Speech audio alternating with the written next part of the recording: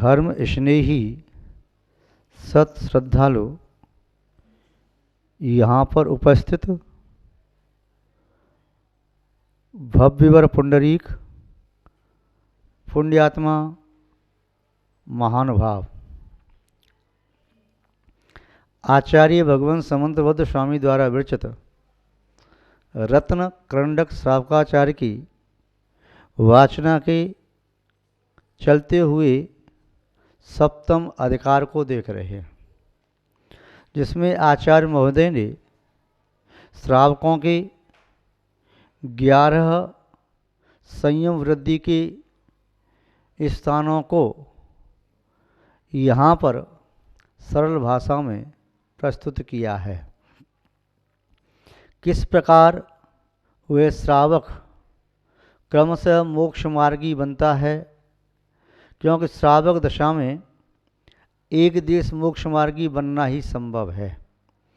श्रावक सम्यक दर्शन सम्यक ज्ञान को प्राप्त करने के साथ एक देश संयम का पालन करता है। वह वीरता व्रत या देश व्रत या संयमा संयम अवस्था को प्राप्त होता है। वह पाक्षिक श्रावक से नैष्ठिक, नैष्ठिक से साधक की श्रेणी में आता है। प्रथम प्रतिमा, द्वितीय प्रतिमा, तृतीय, चतुर्थ, पंचम, षष्ठम, इन 6 प्रतिमाओं का स्वरूप विगत दिवसों में देखा था। आज सप्तम प्रतिमा के स्वरूप के संबंध में कुछ व्याख्या करते हैं। सप्तम प्रतिमा माना कि सप्तम तत्व को प्राप्त करने का साक्षात बीज है।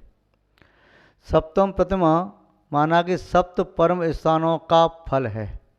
सप्तम प्रतिमा का पालन वही व्यक्ति कर पाता है जिसे अल्प भवों में मोक्ष को प्राप्त करना हो।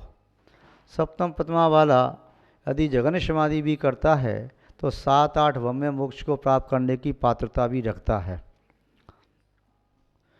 यहाँ पर जो सप्तम प्रतिमा जिसका नाम ब्रह्मचर्य प्रतिमा है, इसका स्वरूप आचार्य महोदय बता रहे हैं। ऐसा लगता है कि सप्तम प्रतिमा यानी ब्रह्मचर्य व्रत, इसका प्रारंभ मोक्ष मार्ग की अभिलाषा, मोक्ष मार्ग पर बढ़ाया पहला कदम, मोक्ष मार्ग की प्रथम पायरी, और आगे भी ज्यों-ज्यों उसका शुद्धिकरण होता है, परिमार्जन होता है, उसकी उत्कृष्टता बढ़ती चली जाती है, त्यों-त्यों वह साधक और योगी ऊपर उठता चला जाता है। और जब उस ब्रह्म अवस्था की पूर्णता हो जाती है, क्षणार्ध में वह योगी, वह आत्मा अयोग केवली सिद्धत्व को प्राप्त कर लेते हैं।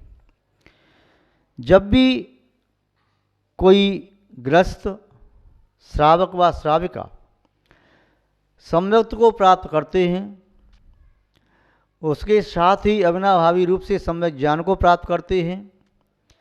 जब संसार शरीर भोगों से विरक्त होकर के चारित्र की ओर बढ़ते हैं, तब सबसे पहला भाव उसके चित्त में यही आता है कि मैं शरीर के प्रति आसक्त न बनूं, भोगों से विरक्ति हो, और ये संसार दुखमय है।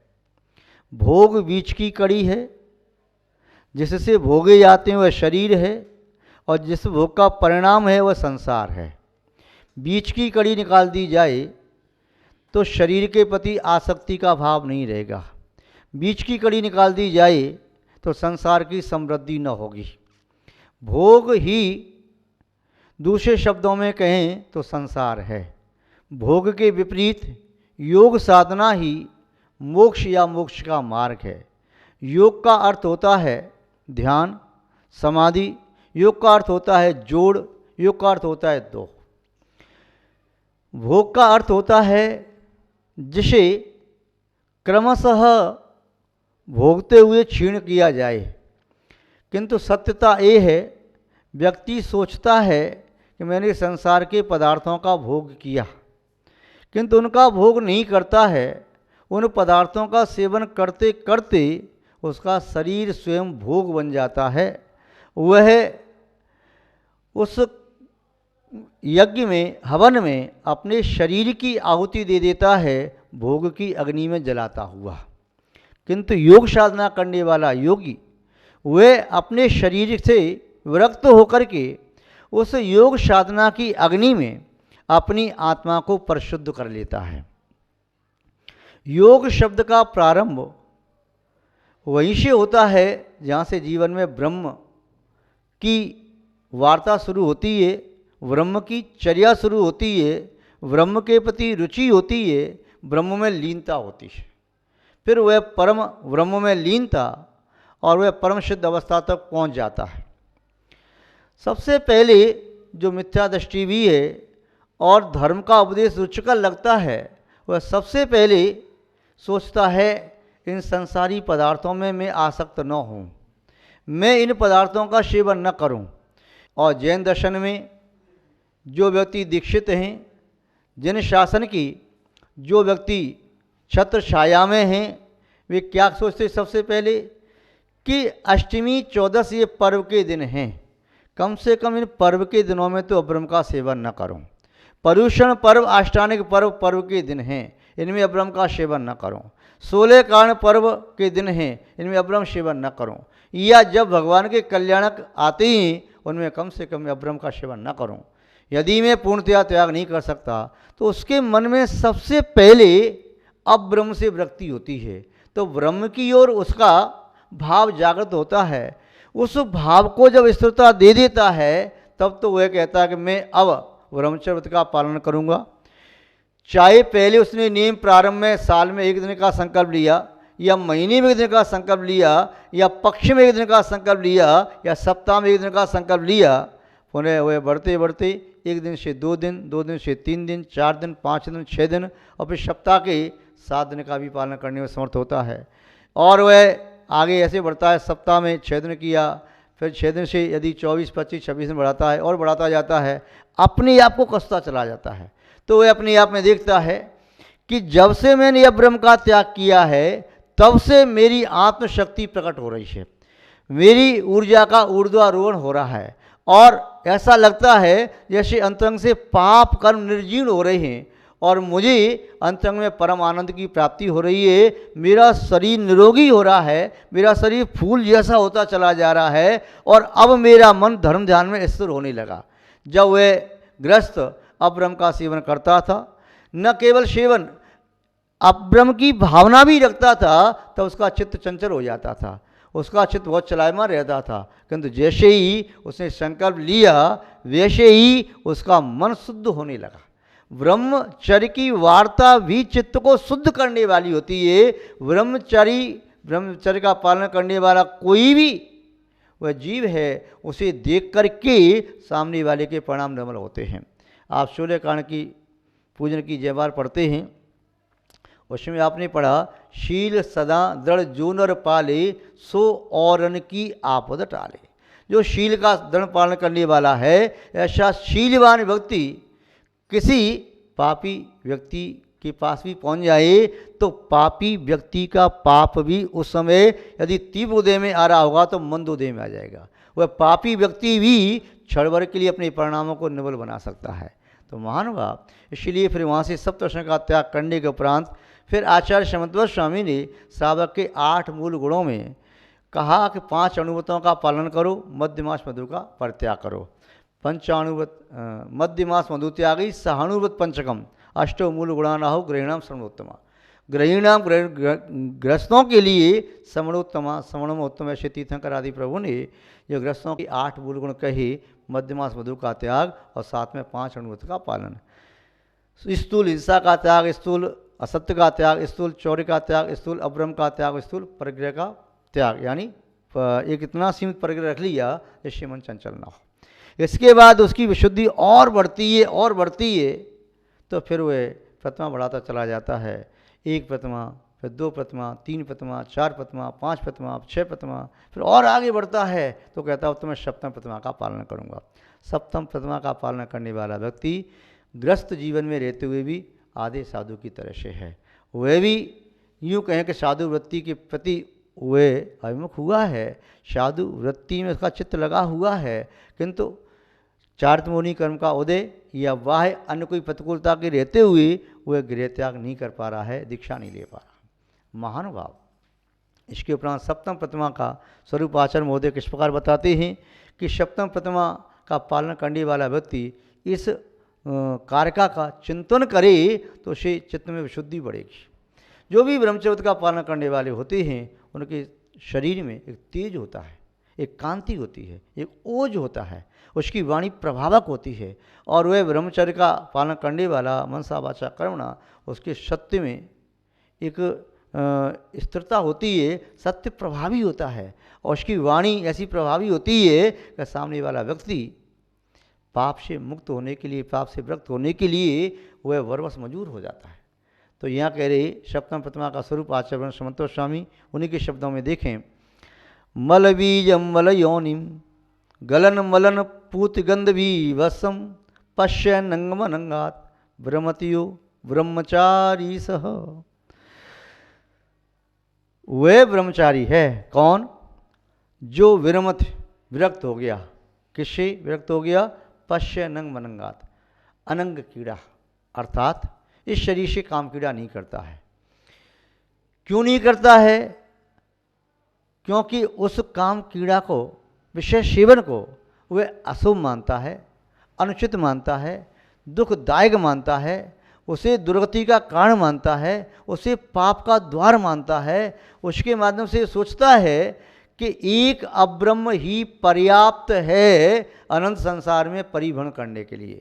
एक अब्रह्म ही पर्याप्त है पांचों पापों को बुलाने के लिए। एक अब्रह्म ही पर्याप्त है अपने सारे पुण्य में आग लगाने के लिए। इसलिए वह अब्रह्म से विरक्त होने की सोचता है कि अब्रह्म क्या है? तो आचार्य महोदय के शब्दों में मल बीजम, ये अब्रह्म सेवन जिस शरीर से किया जाता है, यह शरीर मल से उत्पन्न हुआ। ये किसी दंपत्ति के मल से, जैसे यूँ कहें सप्तम धातु, उसके मेल से वह जीव गर्भ में आता है। तो ये शरीर जो बना तो वहाँ से बना शरीर, मल बीजम मल योनिम। और ये अब्रह्म क्या है? मल योनिम। योनि का अर्थ होता है उत्पत्ति स्थान। अब्रह्म का सेवन उत्पत्ति, मल उत्पत्ति का स्थान है और ये मल का बीज है। अब्रह्म सेवन मल विषय किया। यदि उस मल का, उस सप्तम धातु का सदुपयोग किया तो ऊर्ध्व गति है। नाभि के इर्द गिर्द लगभग 4 अंगुल नीचे वे सप्तम धातु का जहाँ पर स्थान होता है, यदि वह नाभि से नीचे निश्चित होता है तो संभव है वह जीव अधोगति का कारक हो सकता है। नाभि से जैसे अपन कोई व्यक्ति अपने दोनों पैर फैला करके और दोनों हाथ कमर पर टिका करके खड़ा होता है तो उसकी स्थिति लोक के समान बन जाती है। यदि वह अपनी शक्ति का अधोद्वार से निर्गमन करता है तो ऐसा माना जाता है कि वह अधोगति के लिए तैयारी कर रहा है। किंतु जो व्यक्ति, जो जीव उसका शक्ति का दुरुपयोग नहीं करता, उसे नाभि तक अर्थात उदर तक शक्ति बनी तो फिर उसे वहीं भी पचा लेता है। अर्थात शरीर में सामर्थ्य आई और इंद्रियां खटपट मचाने लगीं, करने लगीं, उपवास या नीरस, एकासन या आज अमुक वस्तु का त्याग, गरिष्ठ पदार्थों का त्याग, तो इससे क्या है कि वह उसकी शक्ति का दुरुपयोग नहीं हुआ।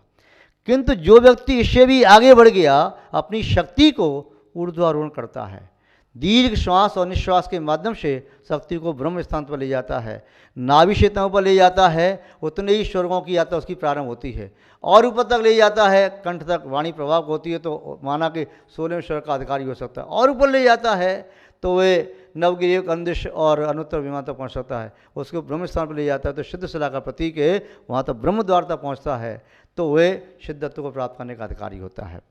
यह अभ्यास के बल से शनि ध्यान लगाता हुआ योगी वह जब ध्यान में अपने चित्त को एकाग्र करता है, अपनी शक्ति का ऊर्ध्वारोहण करता है, तब उस योगी को शरीर में रहते हुए भी उसे ऐसा लगता है कि मैं सिद्ध बन गया, ऐसा लगता है कि मैं परम ब्रह्म में लीन हो गया, ऐसा लगता है कि मैं परम आत्मा की अवस्था को प्राप्त करने वाला हूँ।